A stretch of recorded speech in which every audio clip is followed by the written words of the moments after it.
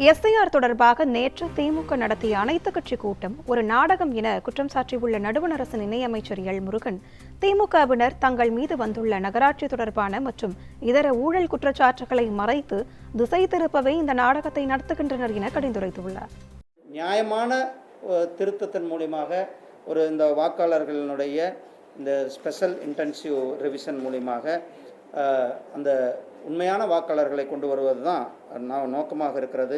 இந்த போலி வாக்காளர்களை நீக்க வேண்டும் என்று பலமுறை திமுகவே தான் சொல்லியிருக்காங்க. ஆனால் இப்போது திமுக திடீரென்று அவர்கள் இதை எதிர்த்து கொண்டிருக்காங்க. ஏன்னா இன்றைக்கு தமிழ்நாட்டில் ஒரு மிகப்பெரிய நகராட்சி நிர்வாகம் மற்றும் குடிநீர் வழங்கல் துறையின் கீழே ஒரு மிகப்பெரிய ஊழல் குற்றச்சாட்டானது வெளில வந்திருக்கிறது. அமலாக்கத்துறை டிஜிபிக்கு கடிதம் எழுதியிருக்கார். கிட்டத்தட்ட 2538 இளைஞர்களுடைய வாழ்க்கையில் விளையாடி இருக்கிறார்கள்.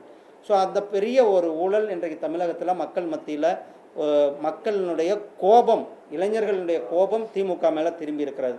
ஸோ திமுக இதையெல்லாம் திசை திருப்புவதற்காக இப்படி இந்த எஸ்ஐஆரை எதிர்க்கிறன்ற இந்த போலி நாடகத்தை நடத்தி கொண்டிருக்கிறார்கள். இப்போ நகராட்சி நிர்வாகம் மற்றும் குடிநீர் வழங்கல் துறையில் நடந்திருக்கின்ற அந்த முறைகேடுகளை உடனடியாக தமிழக அரசாங்கம் அது ஒரு விசாரணைக்கு அவர்கள் உத்தரவிட வேண்டும் என்று அமலாக்கத்துறை எழுதியிருக்கு.